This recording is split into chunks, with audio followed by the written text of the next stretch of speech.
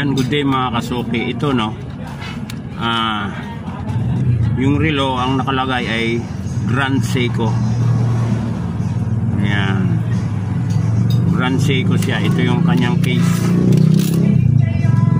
Ito kanyang takip sa likod. Yan, made in Japan na nakasulat. Pero mga kasuki, ito sige, mamaya na. Ito nakalagay sa likod. Kung titingnan mo, kala mo yung nagpapunction, pero i-obserbahan mo itong kanyang balance wheel. Hindi buo, hindi gumagalaw. So design lang ito. Ayan, pansinin nyo yung kanyang mga jewel, parang dinikitan lang.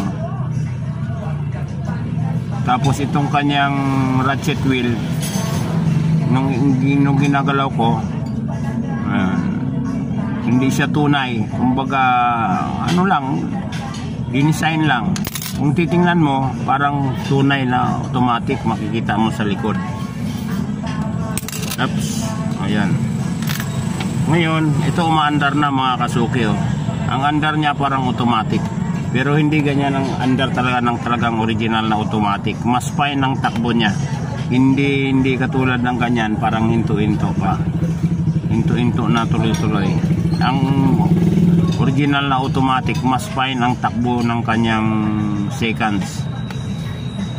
Pero ito, ayan ang makina niya mga kasuki. Di battery at disposable. So mas na siya, mas dinefine na parang ang takbo ng mga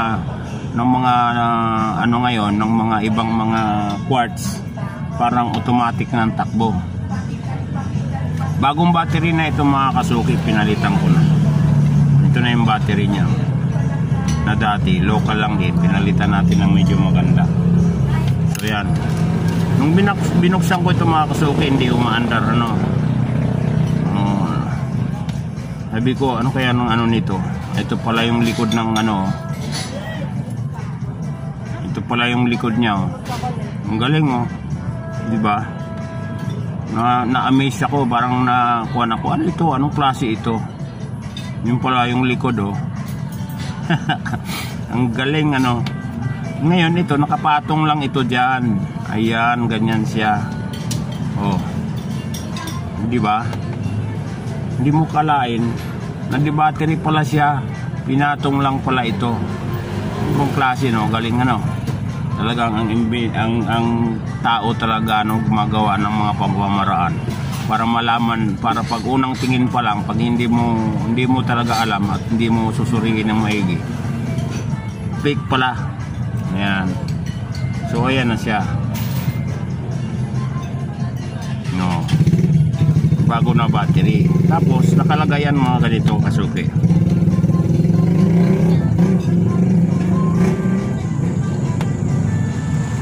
Ayan, may pindutan ito ilalagay natin sa kanyang kaha.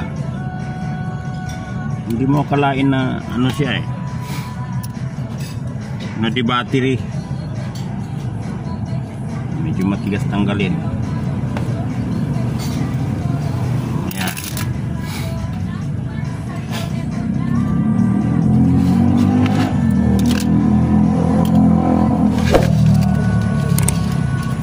Punasan muna natin ito. Ayan.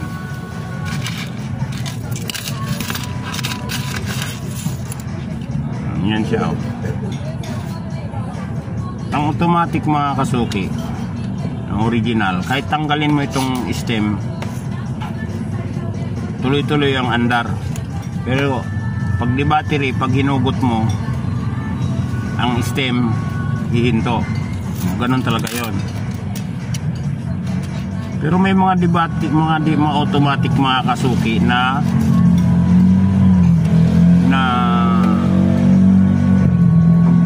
hinugot mo to, hihinto. Hinugot mo yung stem. Meron iba na tuloy-tuloy lang.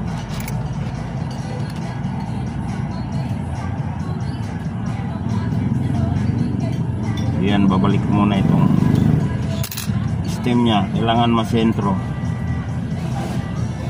Kasi pag hindi ito na sentro, yari. So yun na mga kasuki, no? Ayan na, nakakabit na siya sa kahan nya. Parang automatic ang andar nya. Ayan, ito nakatakip ito. Nakatakip ito. Ayan, ito yung fittings nya. Ito yung takip nya. Ayan.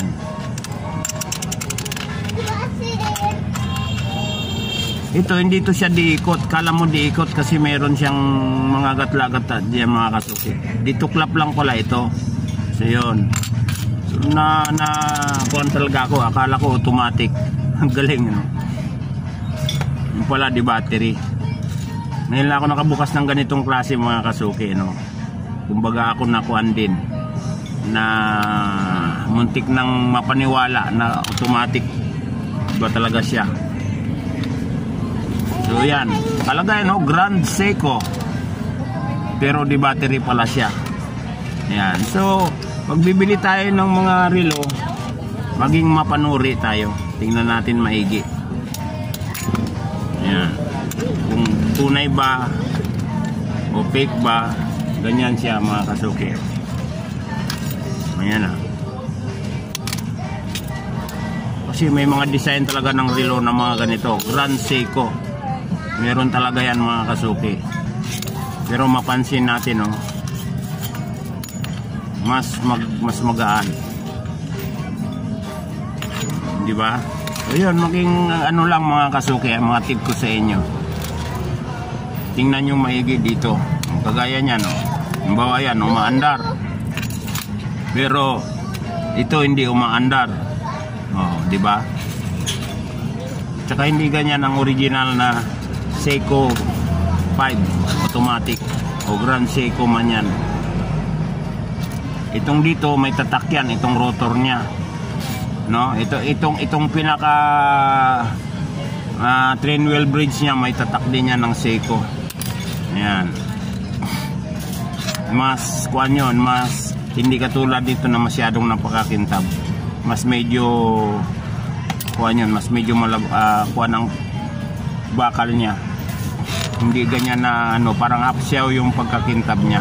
Yun ang mga original. So yan mga kasuki, maging mapanuri tayo pag bibili ng relo. Kala ko talaga totoo. Fake lang pala. O klase tinatawag. So yun mga kasuki, have a good day.